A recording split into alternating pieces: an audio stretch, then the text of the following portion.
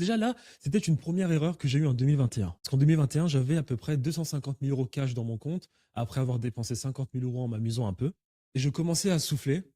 Je commençais à sortir, on va dire, de ce petit espace où j'étais concentré dans ce que je faisais l'e-commerce.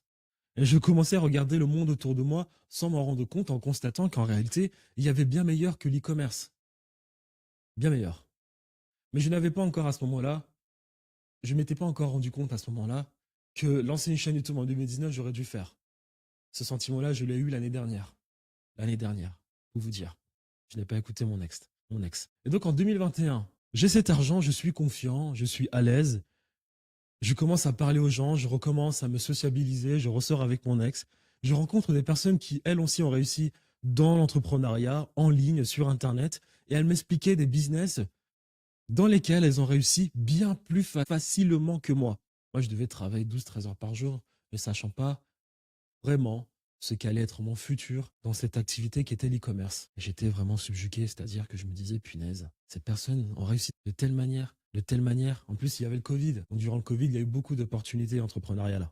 Et qu'en 2021, je me dis, il y a quelque chose qui va pas tirer. Tu as raté beaucoup d'opportunités, il faut peut-être changer cela. Et j'avais aussi raté l'opportunité en 2021 de la crypto-monnaie parce que les banques centrales imprimaient beaucoup d'argent. Donc, il y a une folie dans l'entrepreneuriat et beaucoup de personnes se sont mises à miser surtout pour ce qui était les crypto-monnaies.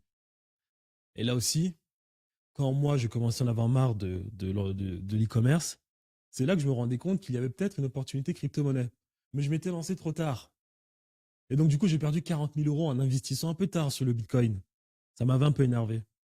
Mais encore une fois, c'est parce que je n'étais pas aux aguets pour observer ce qui se passait autour de moi et voir s'il n'y avait pas de meilleures opportunités que l'e-commerce. Et là, je peux vous dire que j'ai rencontré beaucoup de personnes et que j'avais envie de me tordre. Parce que j'entendais des mecs, je voyais des mecs, je constatais que certaines personnes faisaient beaucoup d'argent, faisaient des 6 chiffres du jour au lendemain. De manière vraiment un peu hasardeuse, bien évidemment. Mais déjà, juste le fait de constater que ces personnes faisait bien plus d'argent que moi, avait fait bien plus d'argent que moi, bien plus facilement que moi, on va dire que je m'en voulais derrière. Parce que tout simplement, j'étais enfermé dans 4 murs, je ne sortais pas, j'avais pris du poids et que je ne voulais rien entendre à part e-commerce, réussir en e-commerce. Donc à partir de ce moment-là, en 2021, parce qu'il faut savoir qu'en 2021, j'ai cet argent et je participe à beaucoup de masterminds parce que je voulais aller encore plus loin que ça en e-commerce.